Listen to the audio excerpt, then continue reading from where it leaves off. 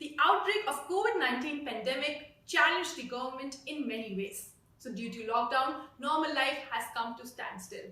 However, the central government and the state government has adopted best strategies using technology to continue the public services in 700 plus districts while managing the pandemic and lockdown effectively. So, in an exclusive panel discussion with leaders of tomorrow, I would request Mohammad Ujale, Senior Special Correspondent, etgovernment.com, to connect with us again. Go ahead, please.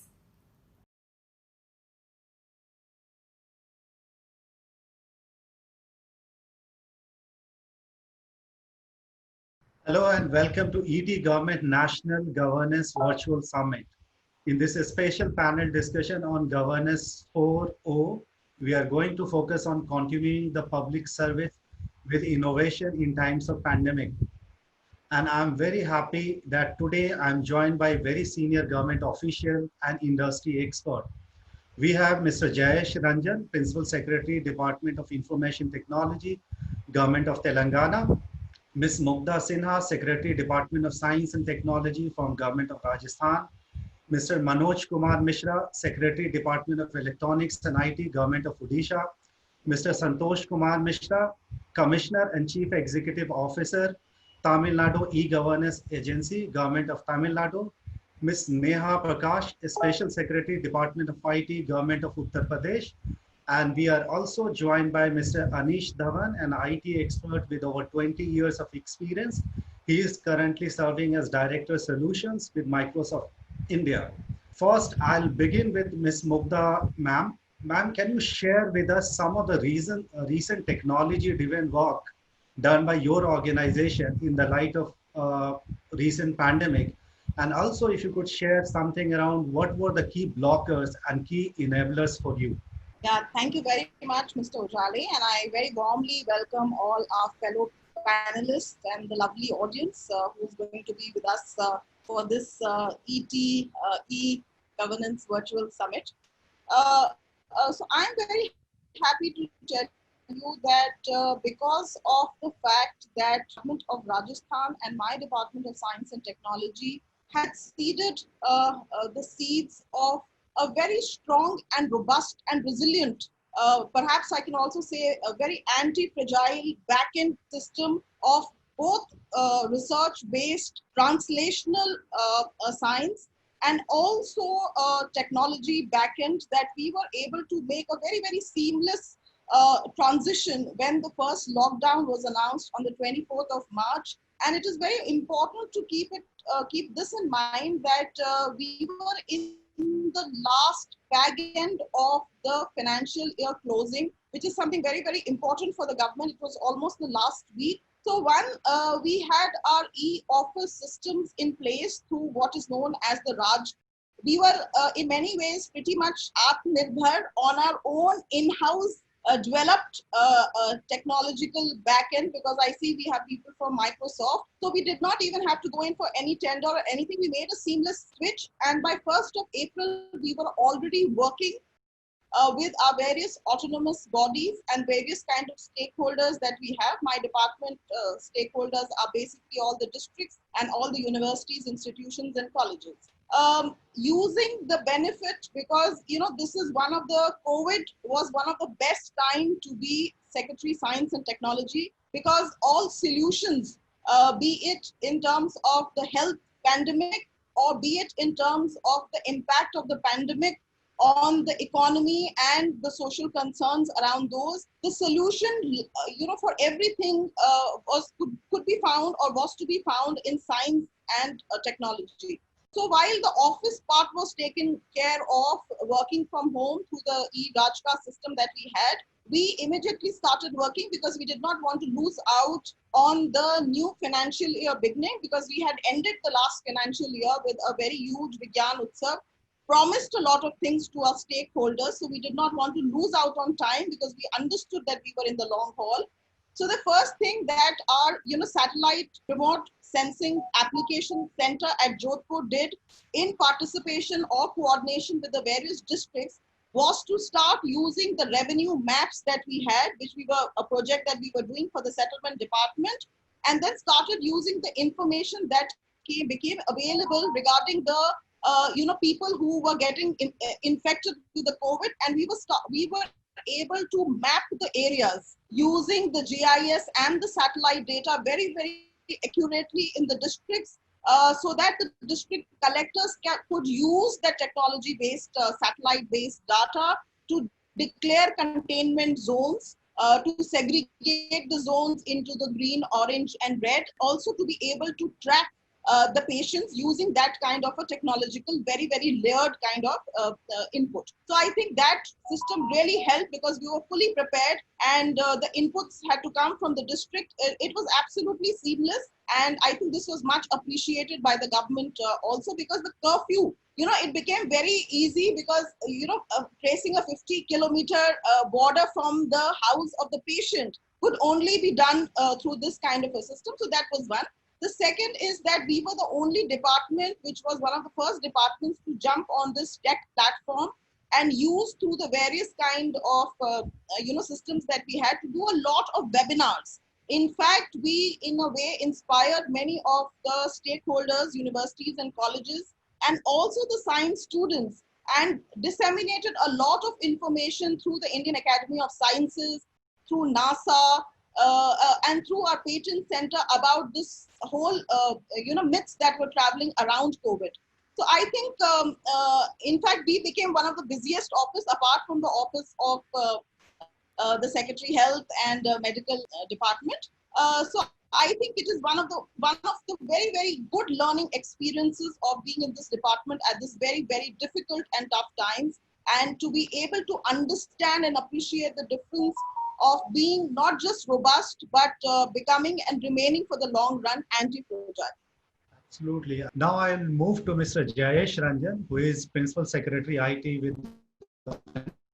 Can you also share with us some of technology-driven work done by state government, especially in the light of COVID-19 pandemic, and what have been the key?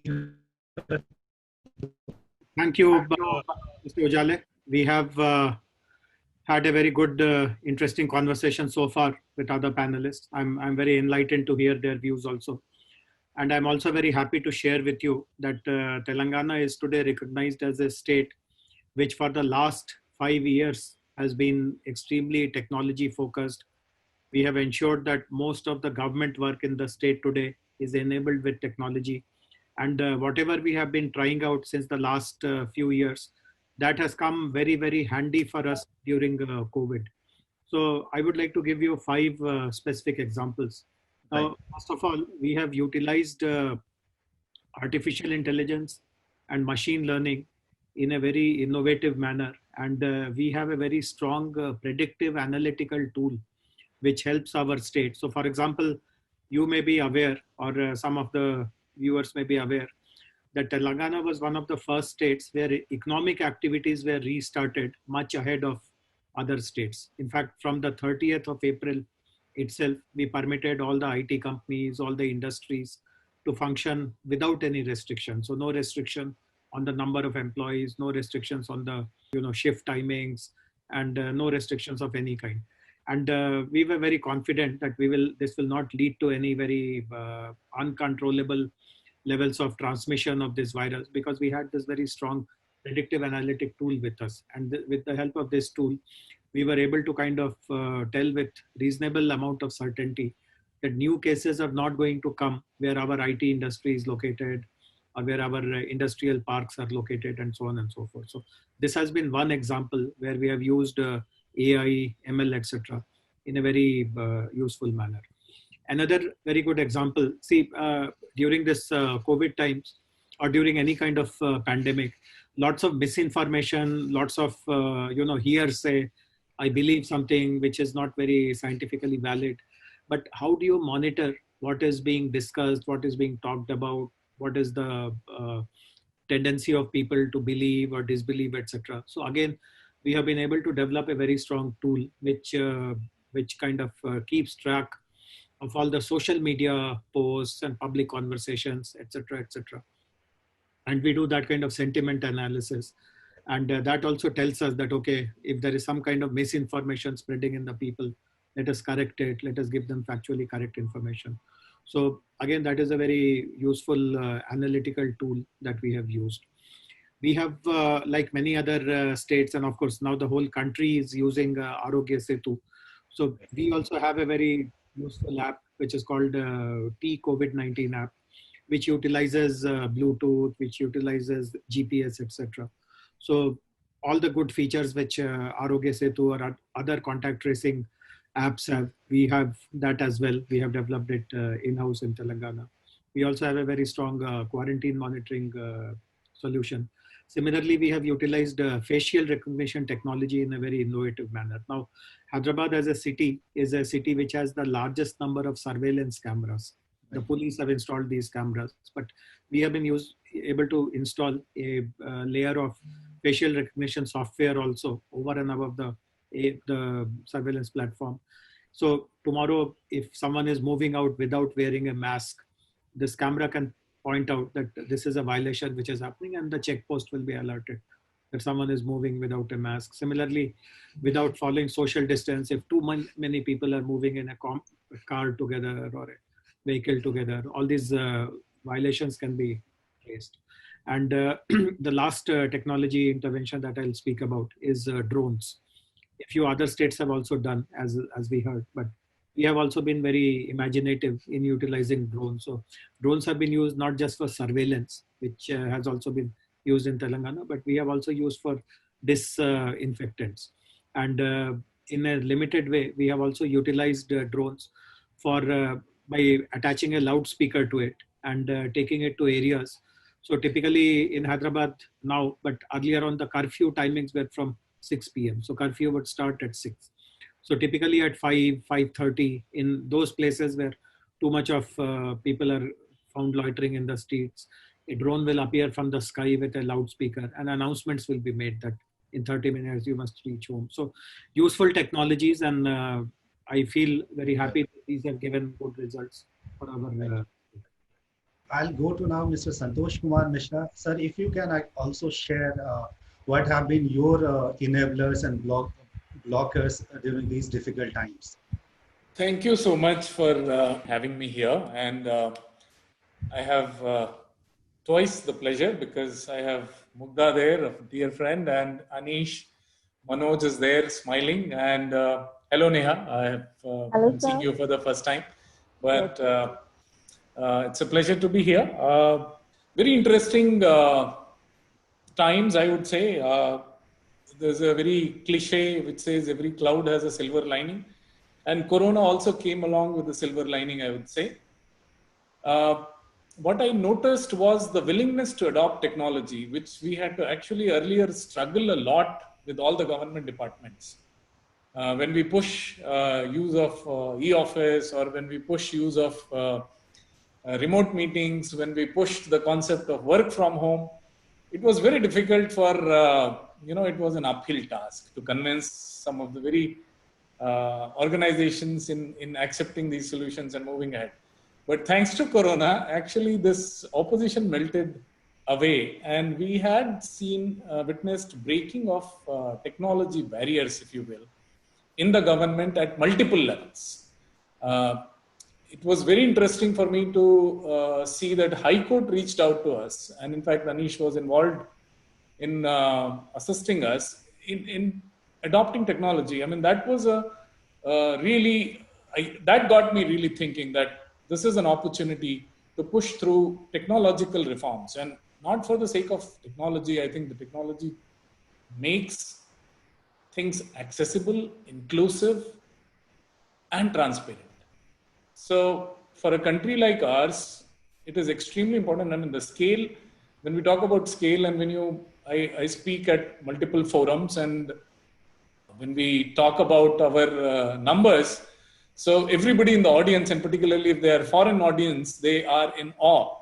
How can you deal with such large numbers? And I think it is, in absence of technology, the government administration has been actually delivering brilliantly at such a scale. And I think if we leverage technology, I think this is going to really dramatically change. And I think it's a great sign that most of the governments, and I know Manoj, I interact with him very frequently, and their government of Maharashtra, government of Karnataka, government of Rajasthan, again, was one of the earliest adopters of blockchain. I don't know what the status is today, but they definitely were the harbingers of blockchain technology. So everybody is actually looking at how to use these emerging technologies, particularly the artificial intelligence, IoTs, blockchains, in improving public service delivery.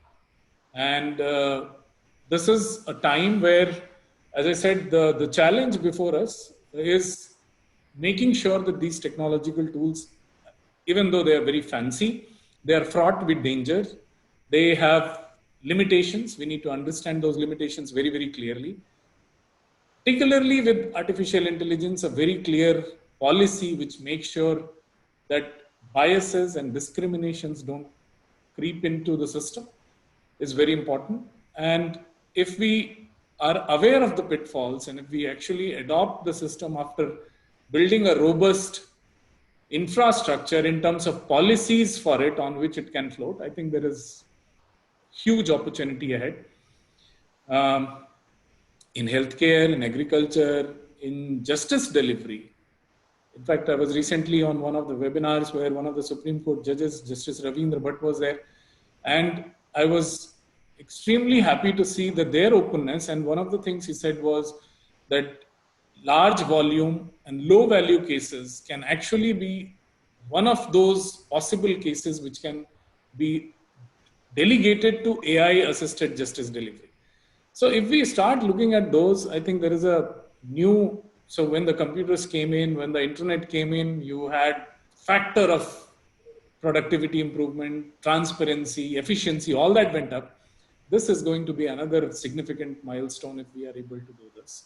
And I think Corona has, if nothing else, it has definitely brought in a technology culture in the government. So that's my opening remarks. And Absolutely. I completely agree with you that there is a technological acceptance level has gone up, which is really good. Now I'll move to Mr. Manoj Mishra, Secretary IT from Government of Odisha. Sir, if you could share your thoughts around what have been the key enablers for you, and if any challenge you faced during this tough time, and how did you enable, and how did you actually ensure business continuity for IT department? Thank you so much, Ujjwala-ji. Very happy to be here on the platform of ET. And while this platform gives an opportunity to reach out and speak our story to the rest of the country and the rest of the world, it is the panelist gives this an opportunity for me to also learn about other states and companies like Microsoft, who has been at the forefront of the battle against COVID. I think Santosh is a good friend. He's there. He very clearly mentioned the challenges before government in the first place. The first thing is that government has to stand up and show the way. When about 4 months back, the entire country was talking about business 4.0. Suddenly we are now talking about governance 4.0. So when things are going well, when the growth is fine, the market economics are doing well, we are talking about reforms on that side, and that was business 4.0. But when things go down, people look at government. And this is the first time in, at least in our past 15, 20 years of our services, where we are seeing a lot of respect to government agencies. Government agencies meaning the respect that Air India has today because of the Vande Bharat experience, or the Indian Railways, who have carried about close to about 3 million people, migrants back home. Nobody else can do what government can at times like this. So when the situation is such, we had to stand up and show as an example that we can work with Corona. The first thing that came to us is, how will the secretariat function? So this is exactly what Santosh Bhai just was telling. The ability of the government to adapt technology is the key. And fortunately, we are in a state which has been governed quite transparently in the last 20 years, and is one of those states. I think Rajasthan, Mugdha ma'am is there, was another who started revolutionizing the file system. So currently we don't have a physical file, which file is synonymous with government working, but we don't have any. We work on completely on the computerized system. So we immediately created about 2000 VPNs, and we enabled 43 departments to function from home. And that became an enabler when it came out in the news. People started believing, whether the IT industry, whether the service industry, that it is possible government can work from home, we also can work from home. Certainly it helped that the government of India came out with easing of norms, changing the rules for work from home, and it became enablers. But I believe, to stick to the question that was asked to me, government is the enabler. So we cannot look at government being anything other than enabler. So we had to stand up as an example. We stood, and then everybody could see and could follow. But it is not that it doesn't have challenges. It has challenges. Challenges are more to do with the infrastructure that the states have, the country has as a whole. If we do work from home, or we make our system platform e-ready for schools and colleges, can each of our students access that? So that was a question that just by laying the optical fibers, having the e-chopals or Wi-Fi at the gram panchayats or villages, perhaps is not enough. We are seeing for the first time that while COVID probably has been one of the biggest shots in the arm for technology companies and technology departments, whether it is science and tech, electronics and IT, we while basking in the glory that we now are getting, at the same time, it throws a very, very serious challenge. Is that the digital divide that exists in the country, will it not get widened? When some people have access to such platforms, some people do not. What happens to the school system, which is the vernacular school mediums? Are they as ready as the public schools? So these are the blockers. So this is something where government is quite seriously thinking in terms of ironing out the issues and then bringing everybody together. There's no other way but to adopt technology and making technology available to each one. That's the key. Absolutely, absolutely. I'll move to Ms. Neha Prakash. Ma'am, if you could also share your experience, what have been the key enabler for you in IT department? I'm sure that UP being one of the biggest state, a lot of work has been done, and for you, even past 2 months would have been challenging. So, what have been your experience, and what have been your challenges? Thank you, Jali ji. Very good evening to all the esteemed panelists and my senior colleagues. So we see that this crisis is very unprecedented, and the sheer novelty of this crisis makes all our efforts very experimental in nature. So different governments are following different approaches, and we all are in a learning phase. We are learning by trial and error. And the peculiar thing about this crisis is that it is equalizing in nature. It does not distinguish between the rich and the poor.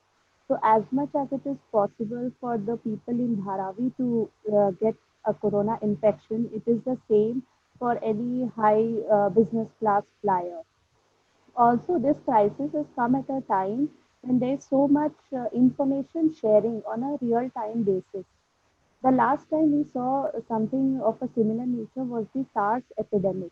But even at that time, we did not see all these data being shared about the number of people infected and the number of deaths on such a real time basis.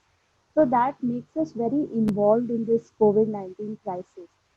As you already said, UP is a huge and diverse state, and the sheer scale of the government efforts can be gauged from the fact that it is the most populous state of India, and we have to cater to the needs of approximately 200 million inhabitants. UP is a nation in itself. So, what some nations are doing, their level of planning is, our scale is at the same level. So, we are almost planning at a national level. And along with the residents, the government also has the responsibility of the well-being of people from Uttar Pradesh residing or stuck in other states. And after independence, I think this is the first time an epidemic has been declared in Uttar Pradesh. Technology has been an enabler in this crisis, And some of these technology initiatives were in place even before the crisis. So we had the e-district, which was an interface between the government and the citizens, and which catered to the online service delivery of 220 applications of 34 departments. So approximately 33 lakh users per month have been using this e-district service even before the crisis. So, in the times of crisis, it is very helpful because people can access all these services virtually. And this customer satisfaction, this has been a key enabler in all these technology initiatives to reach to the common man and for their awareness. And technology also does not have to be very complicated all the time, because one of the initiatives which has been very helpful during this COVID-19 crisis is our CM helpline, which is a simple IVRS based technology. It's a toll free number 1076. And earlier, this toll free number was being used for grievance redressal, where people could call up this number and they could register their complaints, suggestions, or a feedback. And in the times of this COVID crisis, we are using this CM helpline for outbound calls. So we have made lakhs of calls to Gram Pradhans, to ward members, to ASHA workers, Lekpals. And it is very important to educate these people because they are the government level functionary at the village level. So Nigrani Samitis have been set up and they have been informed about all the protocols to be followed.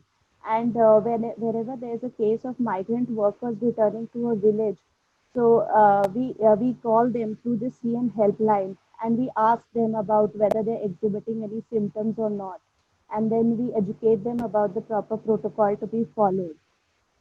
So this CM helpline has been very effective in reaching out to the common people who do not have access to smartphone.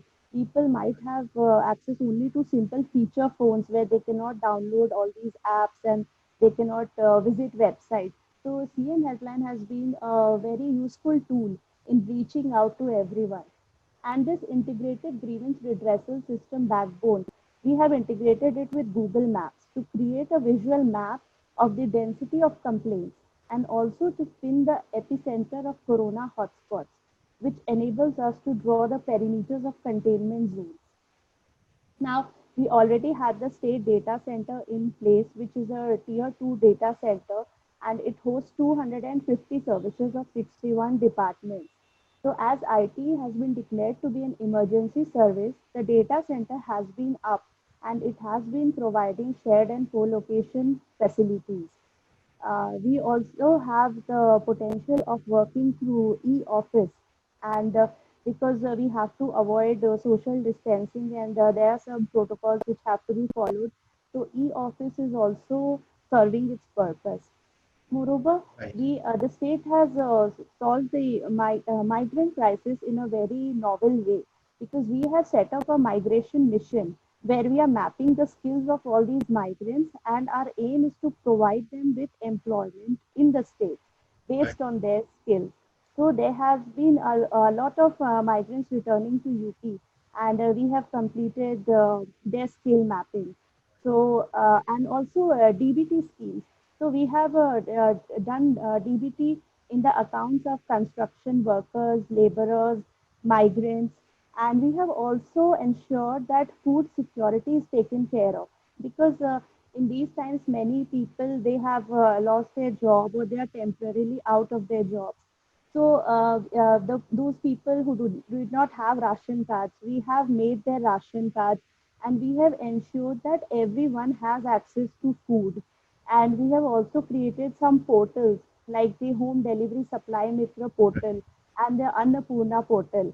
So in the Home Delivery Supply Mitra portal, it's about groceries and daily use items which you can get online. You can log into the portal and there you have the names and addresses of all the people who are supplying these items. And the Annapurna portal is more about the cooked food part. Right. We are also running community kitchens, and all these community kitchens are being centrally monitored through CCTV. and all the 52 medical colleges in the state and the hospital, the patients, the doctors, everyone is being monitored centrally. So I'll say that technology has been a real enabler in handling this crisis. Right. One, uh, thank you for telling us the kind of work that is being done by the government of Uttar Pradesh. Now I'll move to Mr. Anish.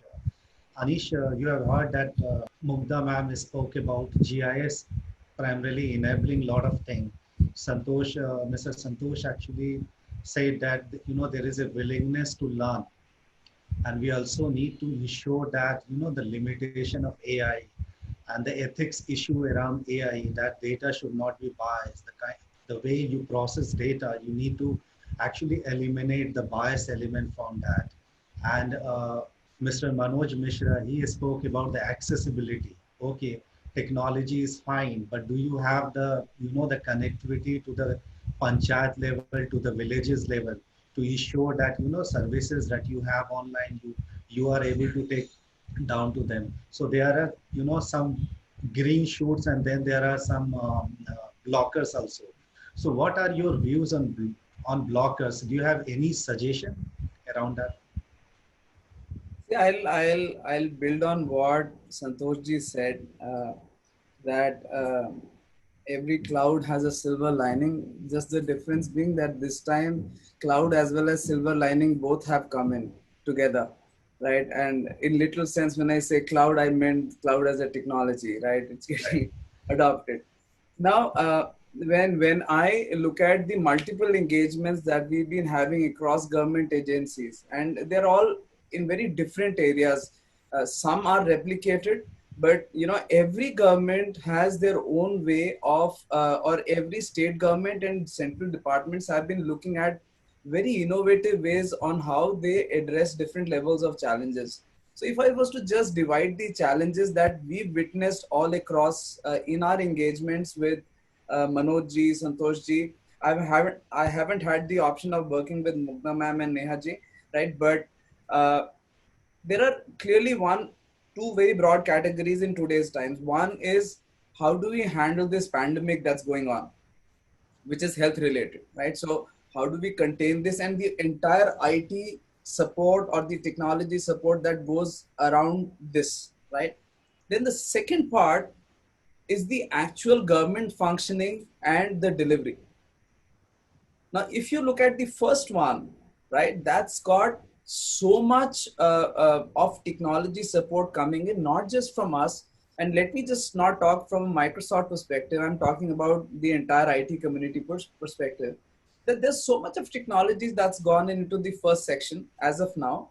And a lot of people are learning on the way as well, right? Because this is the first time we've entered in a situation like this. And it's been a reset for a lot of things, not just technology adoption per se. Now, in that, we have what we popularly call a corona loop, right? So that's basically a journey from discovery, right, to the point of exit of a person, and then monitoring how does that person go back to work. So in that, you will see there is one view that you will take from a citizen's perspective. How do I experience this entire journey? Do I get the services on the time? And then you suddenly take the second side of the government side, then you will realize that you've got so much to do. You just don't have to discover, track, monitor, contain, take care, sanitize, make them well and go out. But you've also got to, like Neha ji was talking about, you need to have a very robust command and control center, which can actually do a bit of predictive analysis for you on where and how this pandemic might spread. A lot of correlation and artificial intelligence goes behind it so that you could proactively take actions and not just react to containment zones. Now, that is one area of science within itself where we continue to engage with our different solutions. And there are many partners who are working. And it is not just us, it is Amazon, and there are many others that come in. Then the second portion, which is enabling the government services. Now, you've got a responsibility, right, towards the citizens as well. Now, for that, the government department per se should function. So for that to function, how do we enable anytime, anywhere access to the applications that are required for you to be functional. We encountered a lot of challenges because a lot of organizations had not even thought of similar situations. So setting up a complete secure remote work environment for them was a challenge. Some of them, I would say, brilliantly stood up, and they were, I haven't seen a faster adoption of a service. And a case in point would be the reference that Santoshji said about Madras High Court, for example, right? It's just matter of a month and a half. And I wouldn't shy from saying that from an organization which was not that great adopter of a technology today is looking at driving hearings and proceedings remotely for themselves. And it's not just them, they started, and then Kolkata picked up, then Mumbai, then MP, and then Supreme Court. Everybody kind of picked it up very fast. Now, one is enabling your core functionality to function as a government. Then there are a lot of places where a lot of government agencies come together to deliver a particular service.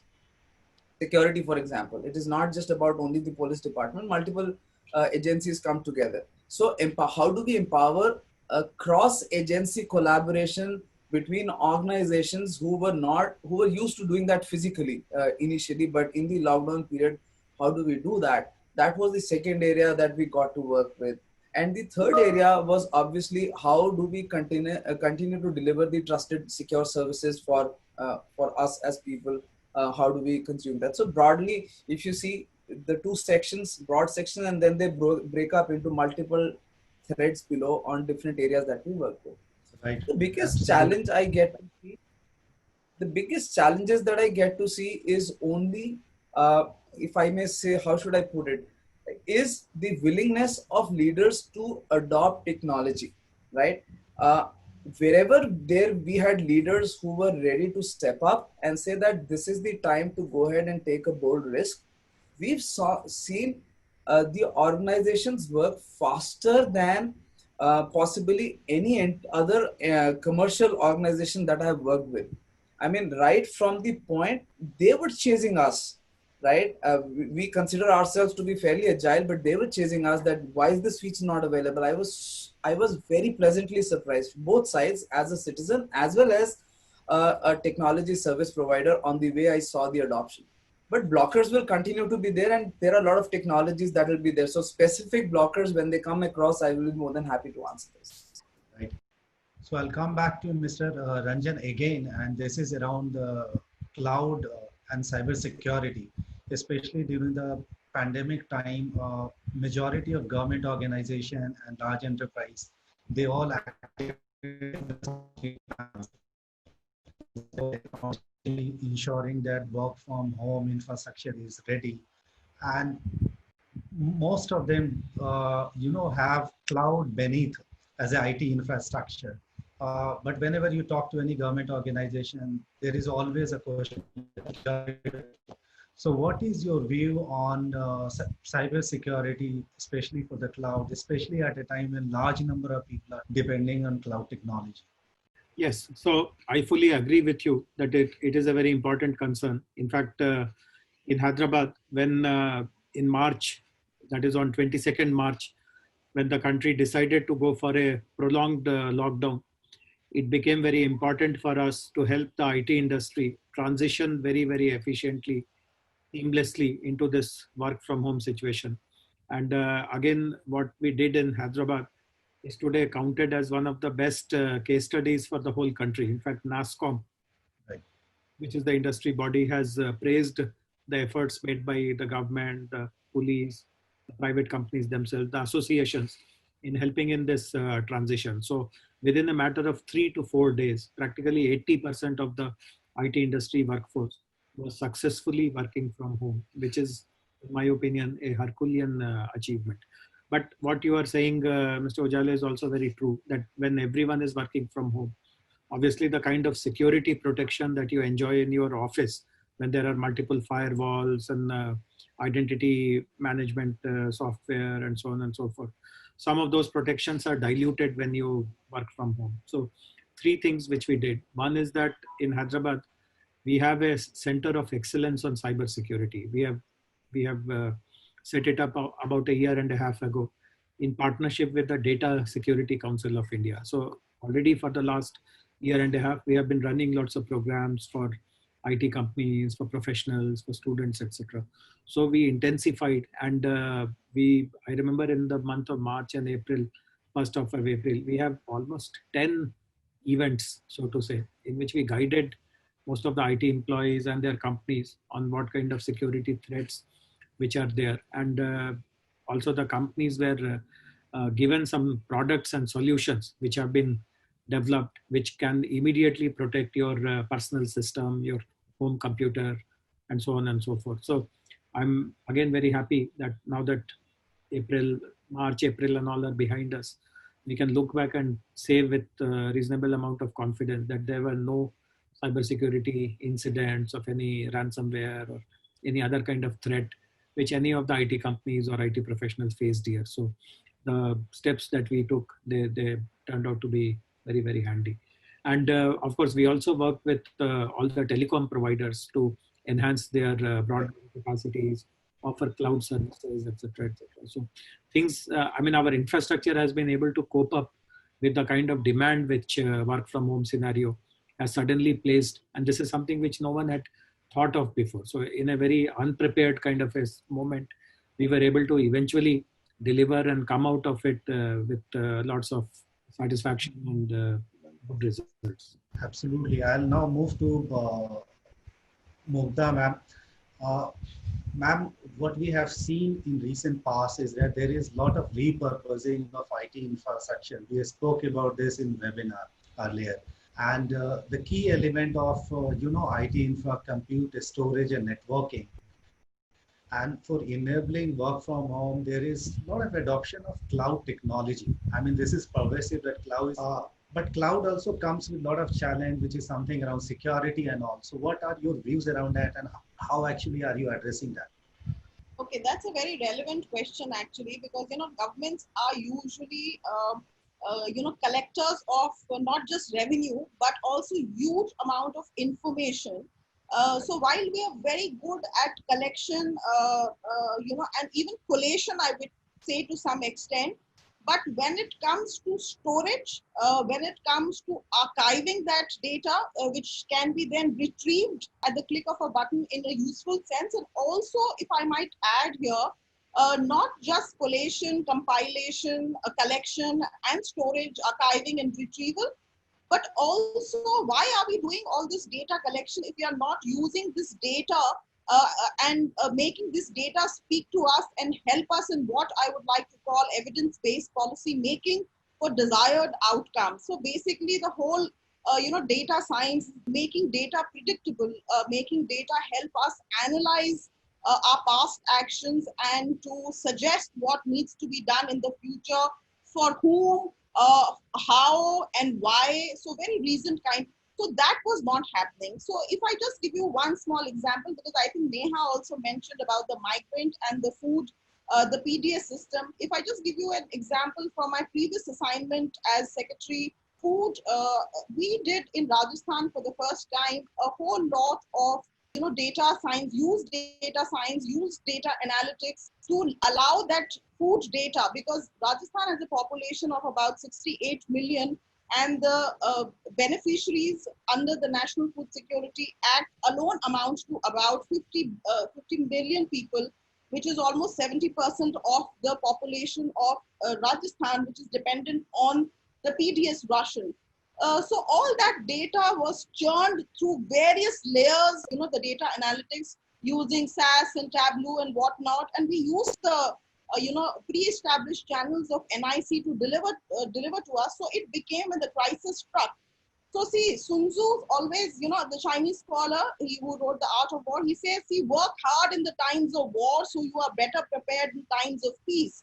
So I am very happy that whatever little work that we did in my tenure in the Department of Food came in very handy, especially when Government of India announced one nation, one ration, because we'd already done what is called the intra-state and inter-state, alignment for people who could take a ration between districts, who stayed in one district, wanted to lift the ration from different district, or who say, for example, stayed in a district in Rajasthan, in up north in Ganganagar, and wanted to take ration from a neighboring district in Haryana, say for example, Hisar or Bhatinda.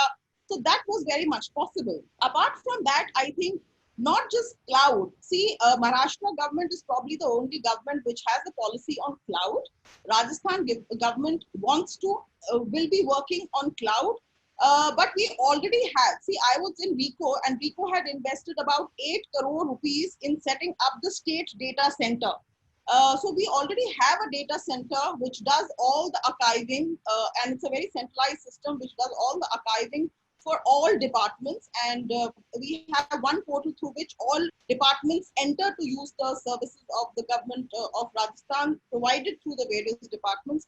We had also started what is called the Bhamasha scheme, which is very similar to collation of data on a state-based number akin to the Aadhaar card which you have. And so we have been using it very effectively in the state governments for various departments. What we now need to do is all state governments need to do convergence, because all state departments have been working in silos. Like for example, the education department had only a very limited idea of what was required from the family from the point of view of the education requirements of the children in the family, right? But they did not have the other requirements, say for example, the social welfare requirements of that family.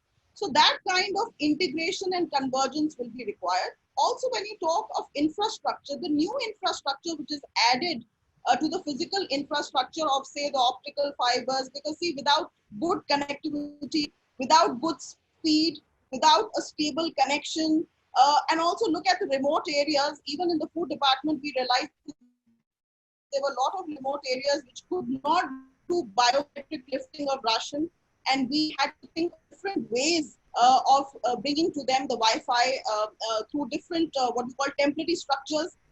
So that is one thing. The other new infrastructure which is got added and will become very, very important in times to come in terms of infrastructure, especially for disaster, will be the drones. So we in Rajasthan are working with the Drone Federation of India, because the Civil Aviation Ministry of the Government of India has put up certain guidelines. And because the corona was followed by the locust attack in Rajasthan, and we had to use drones to get the locust in control. So I think every day with incremental change in technology, new things are getting added to the bouquet of the tech world. And I think faster are, turnaround times in trying to adopt to technology. So I think a three-pronged effort. One is, of course, the hardware part, the physical infrastructure, I think as Manojji mentioned. The second part is the software, because that is where the maximum, your backend algorithms are changing so fast. A lot of flexibility in terms of upgradation, upscaling, replication, avoiding what I like to say is the reinvention of the wheel, because we can't have the same wine, old wine in new bottles labeled differently. We need to have new processes, new products, and also technology, very much like science, has to be translational.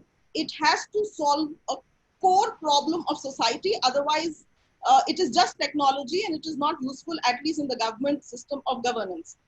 Right. The other thing is that, when we are talking of physical infrastructure, the people will become very important, apart from the physical and the software that goes with it. Security, privacy concerns, cyber issues, policing in the tech world, the Jamtara experiences, because a lot of exchange will happen. So I think training of not just the civil servants, because we cannot outsource everything, because governance has, some kind of policy making will need to be in the government. So, training of people across the hierarchy, both the vertical and the horizontal hierarchies in the government, and also some kind of training of the general public, because we cannot expect to crowdsource information, expect the citizens to be demanders, expect our stakeholders to be policy advocates, unless we train them equally. And this has to be a relationship between two equals, where the civil servants are equally trained, as are the civil society at large, for whom we are providing this kind of functioning. And I think the one, and I will end with this, one very important thing that happened in Rajasthan, because Rajasthan has a Center for Good Governance, which for the last, I think, 20 years of my own service in the state, I've realized has been totally focused on online redressal of grievances.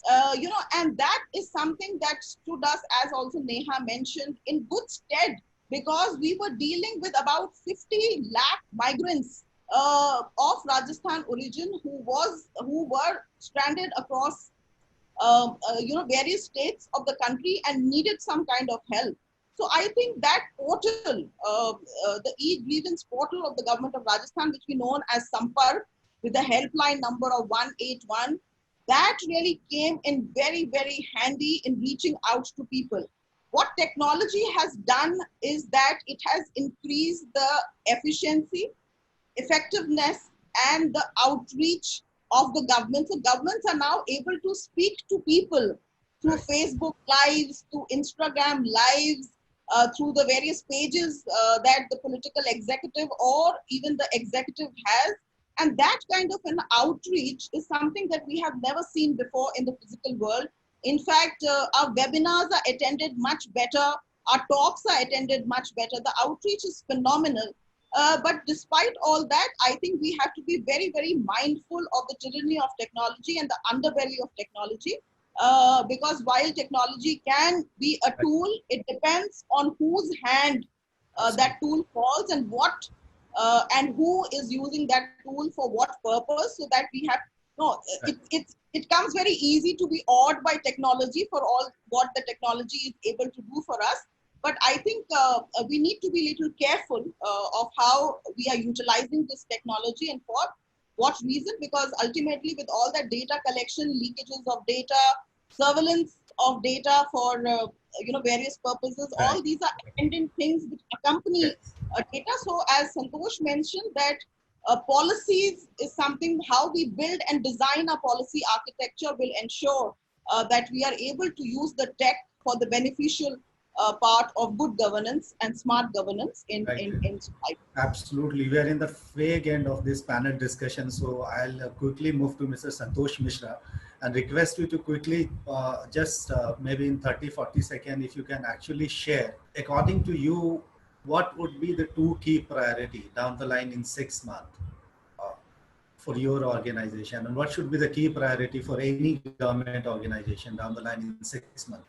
I think for us, priorities are kind of laid out already. So containment of corona is the highest priority right now. And of course, we are the backbone for information required for the government to fight this.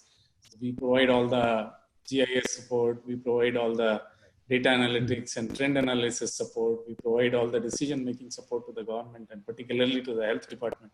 So for our next 6 months, I don't see corona going away. So I think we will be focused and fighting this only. Right.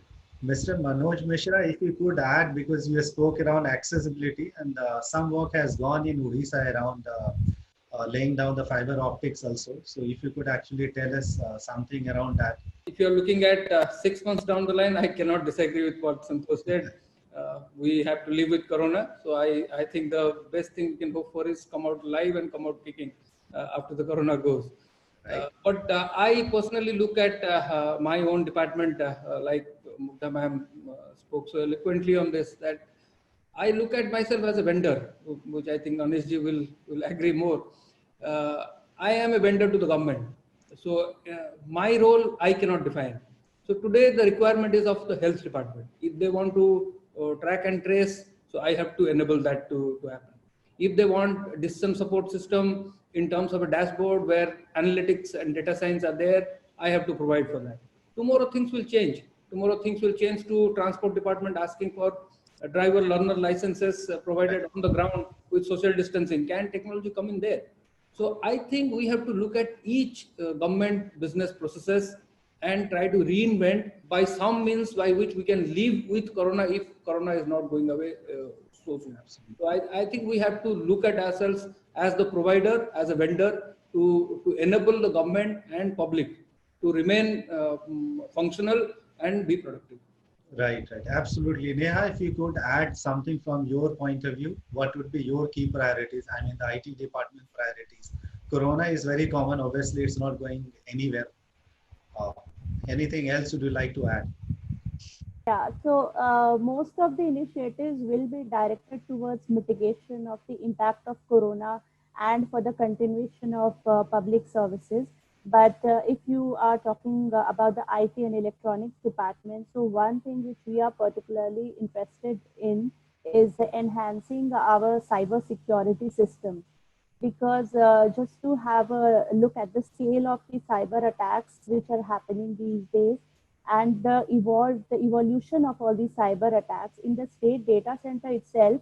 Since February till date, there have been 83 crore malicious hits.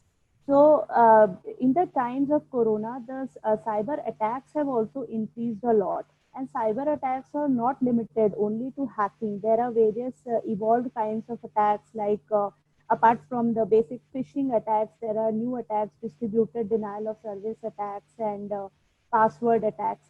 So, with the evolution of all these latest technologies like artificial intelligence and machine learning, blockchain, the cyber criminals are also evolving. And to secure all these e-governance projects, we have to have all the best information security practices in place. So this cyber security, the model can be summed up in the CIA triad, which means that all the information has to fit into the CIA triad, which stands for confidentiality, integrity, and availability. So cybersecurity is one area which IT department is looking forward to in Absolutely, increasing its absolutely. effectiveness. Right. And now I'll move to Anish. Anish, I mean, you know, your organization is one of the biggest cloud service provider. So I think this is quite apt to ask you, what do you think of cyber security on cloud? And we are in the fag end of panel discussion, so I'll request you to make it short. Definitely. So I will just build on what Neha ji talked about. I mean, what Neha said is very relevant. The number of cyber attacks have grown multifold because the cyber criminals are aware that a lot of organizations have been caught unaware. So a lot of remote working right now is not secure enough the way it should be, right? So there are multiple things that people end up doing, but uh, what what a lot of on-premise organizations have also come to realize, where the example I will take is what Neha just took of their state data center getting also attacked, right? Is that the evolution of the speed at which they are attacking, the evolution of the technology being used, whether it is a spray attack, whether it is a targeted phishing attack, or the level of tech that has gone, that is going into this, it's a science within itself now. So what happens is that to counter this, you need to have a same or a similar amount of technology on your end, which many a times becomes very difficult to have only on premise. And because this gets powered by artificial intelligence, the attacks and the defense both get powered by artificial intelligence now. So Microsoft, I will give you an example. Microsoft has built something called the intelligence security graph, right, in the backend. If you have some time, do browse about it and you will get to see the amount of input that goes into it. Being the largest cloud service providers, imagine our services get attacked the most as of now, right, from a cyber security perspective. And more so, we give, when we talk to our customers, we give SLAs saying that, okay, if this service doesn't run for you for this particular amount of time or goes down for a certain amount of time, this is the amount of credit that we will give back to you. So there is a huge economic implication, commercial implication on our services going down as well. Now, that is the reason that we build this intelligence security graph, because we continue to get the different signs from an attack perspective, and we are able to analyze that together using machine learning, and then we put that into an intelligence security graph, which then gives me a predictive analysis. Okay, if these parameters have changed for you, this probably is going to be the next attack that this customer of yours which is going to have. So what I would say is that from a cybersecurity perspective, in fact, customers who have been on our cloud services now actually find this security to be one of the biggest reasons, not just scalability, but security to be one of the biggest reasons to remain on cloud, because the level of technology required for you to secure yourself will be impossible to get in one place. While people like us and other cloud service providers, because we serve so many customers, for the scale we have, we are able to get that technology in, and the scale allows us to be aware of what's happening elsewhere. I mean, something happens in Japan or Israel, I'm able to secure Indian customers before somebody comes and attacks here. So there are many things I can go really on and on from a cybersecurity perspective, but cloud should be one of the reasons that you should be adopting if you want cybersecurity for yourself. Right, right. Thank you for your views. I think with this, we come to the conclusion of this panel discussion, and we have some clarity around, there is focus on an innovative technology like GIS. There is a willingness to learn, and, the decision-making process has quickened in pandemic time. AI, we have to focus on ethics part also, and it should not be biased. Then Mr. Manoj Mishra also accessibility, which is basic but very key. And also Neha mentioned about cybersecurity, and you elaborated, Anish elaborated how important it is and how cloud could be a great enabler for ensuring cybersecurity. Thank you so much. Thank you all of you for being such a wonderful panelist. Thank you. Thank you. Thank you all. Newer technologies are taking the market by storm, and people are getting used to them in no time. Above all, technological advancement has led to the growth and development of our nation. To showcase how Microsoft is contributing to this growth, we have with us Anish Dhawan, Director, Solution Sales, Microsoft, to share his thoughts.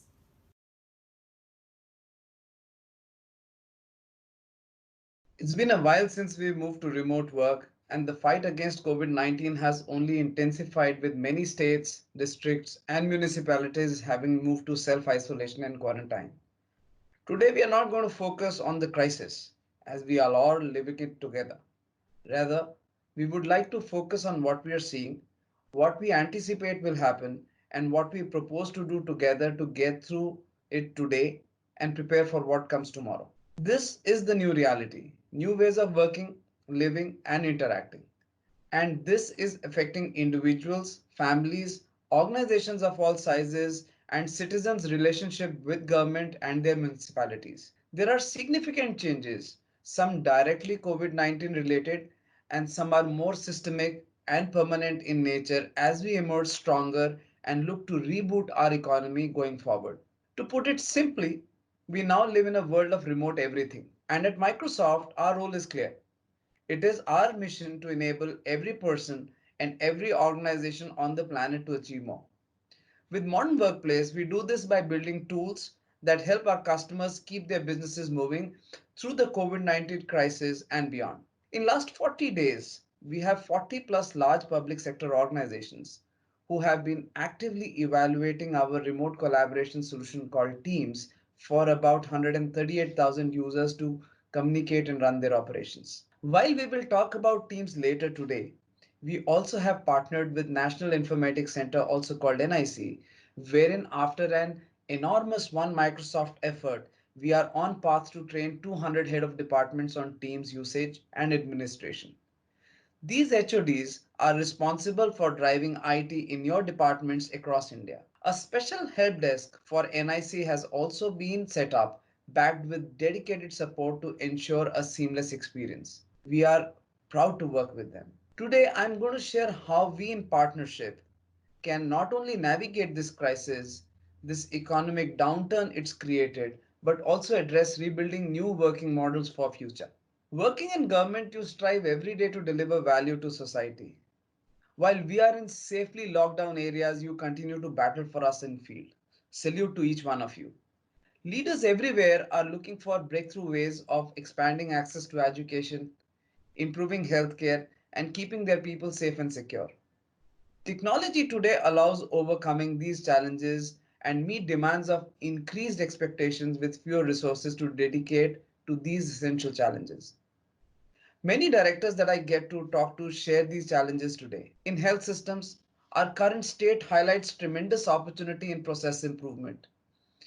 Hospitals, public health departments, municipalities, and their community partners need to work collaboratively to solve current health problems. We are seeing this in certain parts of the country while others are in process of catching up. Court systems. They need to expedite their case proceedings in time of isolation and quarantines.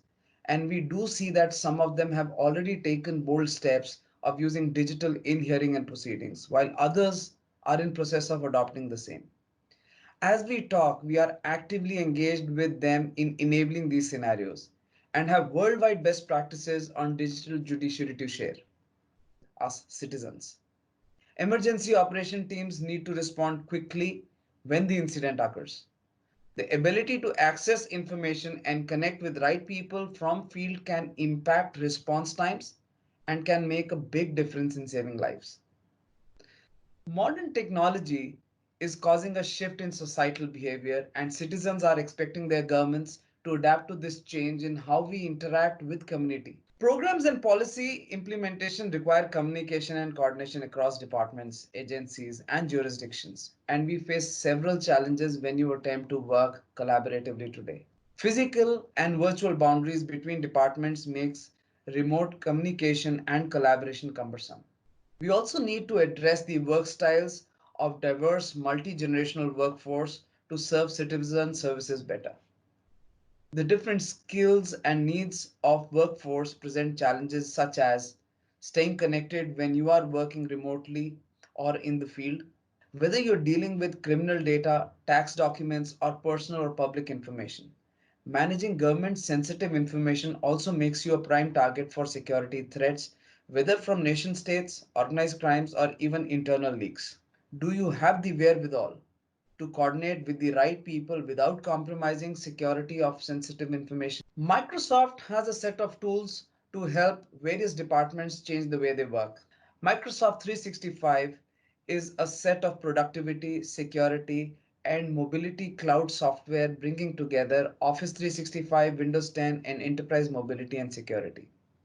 It delivers a complete, intelligent solution that empowers employees to work together more securely and productively in today's challenging times. It helps deliver connected experiences that enable your team to flexibly work and collaborate across departments and agencies to deliver on the mission and be more effective with intelligence. Intelligence security and compliance that harness the power of artificial intelligence to help protect government and citizen data from threats, reduce compliance risks, and manage access to sensitive information.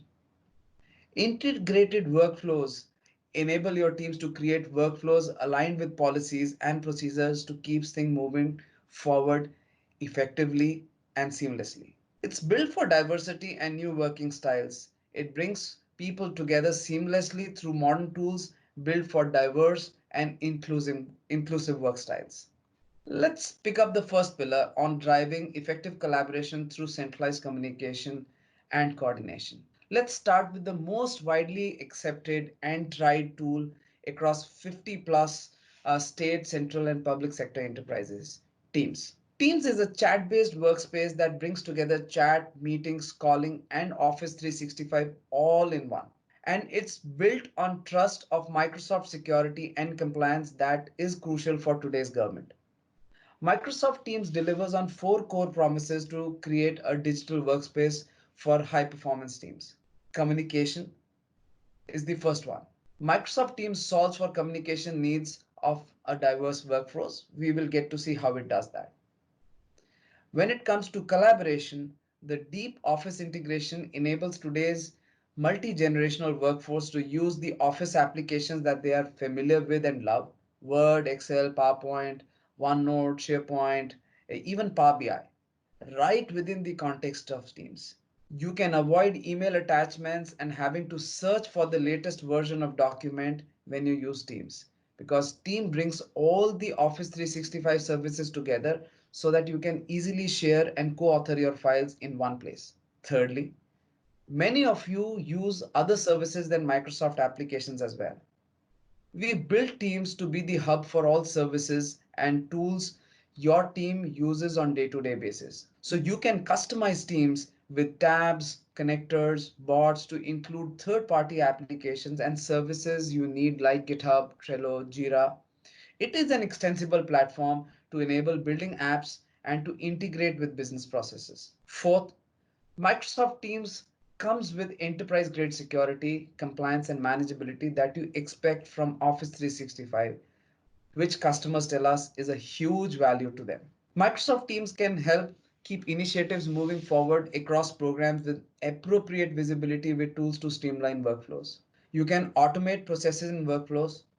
Cross department collaboration can be challenging because it can require IT setting up team sites. Using team templates, you can predefine Teams channel, install applications, pin tabs, and quickly help focus on your project collaboration. Co-authoring with Office 365 applications like Microsoft Word, Excel, PowerPoint, and SharePoint is integrated into your teams. Your staff can centralize agency documents. Team members can create, edit, and review documents at the same time. Documents can be reviewed, approved all in one place with no need to search for latest version or transfer edits from multiple versions or mailing them across for approvals and edits. Integration with apps like Microsoft Planner helps provide everyone work together visibility into blockers. You can assign tasks and track progress to facilitate reliable handoffs and align with rules and procedures in line with what your project or what your mission requires. Teams gives you better access to people and resources, helping you make smarter and faster decisions. You can enable collaboration in one central hub with tools needed to manage the project. You can integrate data and analytics with intelligence. With Microsoft Teams, you can optimize use of data through integration of Microsoft Power BI dashboards, which can help your team to take informed decisions much faster. You can extend your workforce, integrate agency specific applications into Teams to have important tools in one single place. You can facilitate faster app development almost 10 times faster with our Power Platform, which is a low code, no code solution from Microsoft that enables a creation of applications immediately and rapidly at time of use. Few areas there where Power Platform is very popularly getting used are in rapid crisis communication.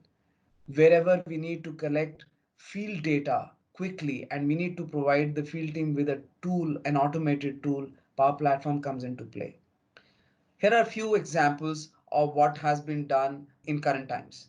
Crisis, a numerous number of crisis communications app have got developed on Power Platform, and various state departments and emergency response teams are using it. We have also have created multiple solutions, right, where we will get to see in a real world example, which is here on our next slide, on how a state government has built a comprehensive and an active COVID-19 dashboard for state using Power BI. You will be amazed at the level of detail that they are capturing, something that I feel that every state or a municipality should replicate.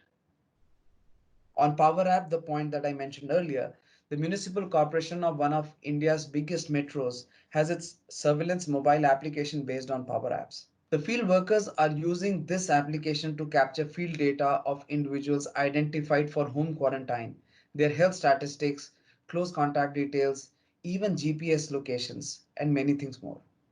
As we talk, another state is also trying to do something similar.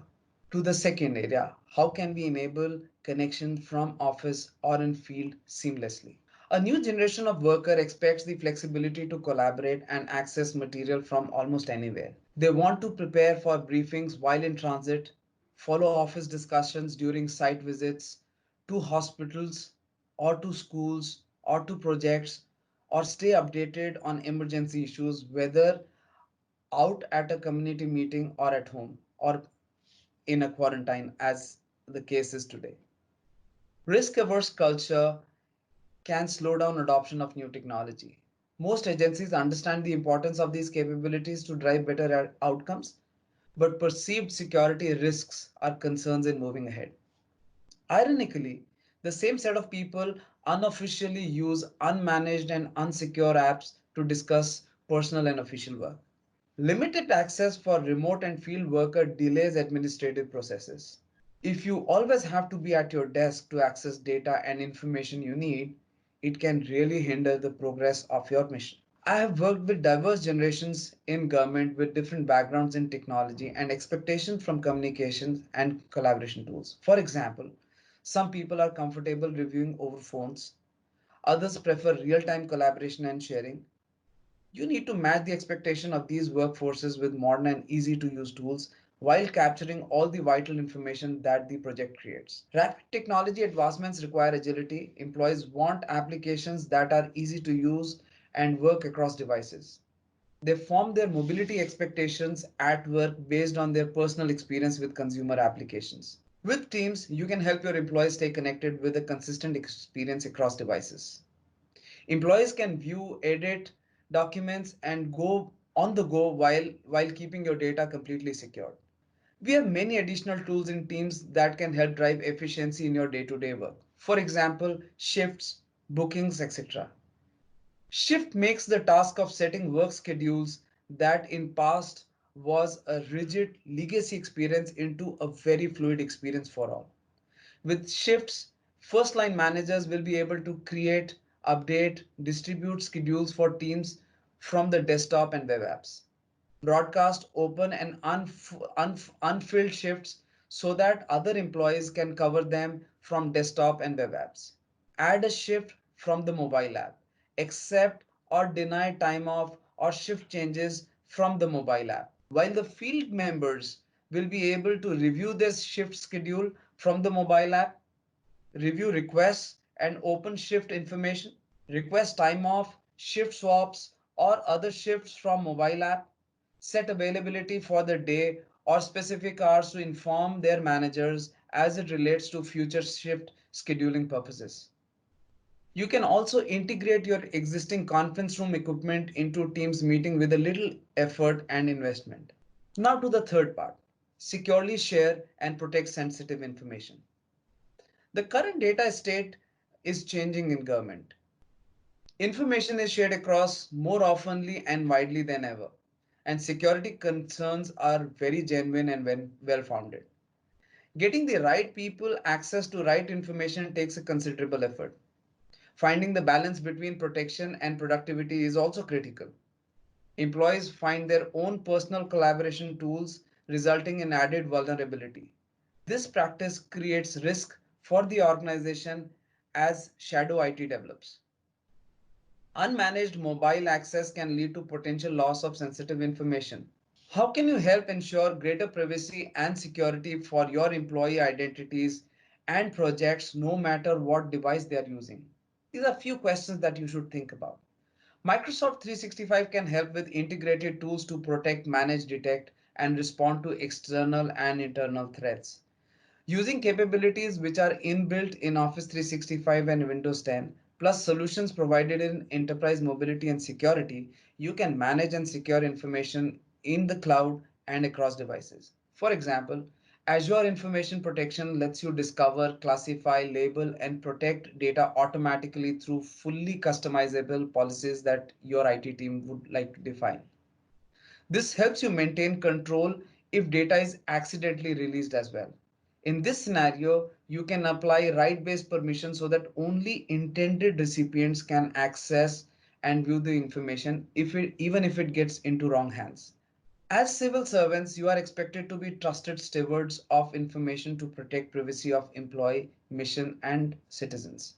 However, that shouldn't prevent you from communicating with the right people you need to move things forward. So, you can set policies for communication. You can set policies to block and prevent sensitive information from being sent in private chats or channels either inside or outside the agency in Teams. Secure private channels allow you to customize which members of your agency or external agency in Teams can see conversations and file associated with that channel. With guest access, organizations that use Teams can restrict channel participation and access appropriately within a team to a subset of members while maintaining control over the organizational data. But it still lets you work with third-party vendors together as a team even when you are quarantined or are working remotely. Moving on, here is a summary of comprehensive security controls that can be enabled in remote communication and collaboration. A point to be noted here is that the entire data of Office 365 and Teams has its residency in our data centers in India. The Gartner article on tips for managing remote employees in April this year highlights that one of the key aspects of managing remote workflows is enabling your employees with right devices that goes beyond just a functional laptop. Talking specifically about the hardware, the device must support the need for mobility. Microsoft Surface comes in various form factors from two-in-ones to detachables to everyday laptops to suit every business need. They are lightweight, provide multiple ways to connect with long battery life of 10 plus hours and fast charging to enable your teams to work from anywhere and anytime. The government agencies also need high performance devices to run complex data queries to translate data into insights. Surface devices like Surface Books are powerhouses to run critical enterprise software and native custom apps on trusted Windows 10 Pro platform and can help multitask with powerful and latest processors. I hope I was able to bring in a bit of clarity on how we could move forward from here. We are in this together, so stay safe, stay healthy, and I look forward to working closely with you in coming times. Thank you. Thank you, Mr. Anish Dhawan, for offering the color to the conversation. Now, I would like to bring to your notice that the exhibition booth at the Expo Center is definitely worth a visit, and you should definitely check out the Microsoft booth for all the insights and data. So remember to explore, learn, and progress.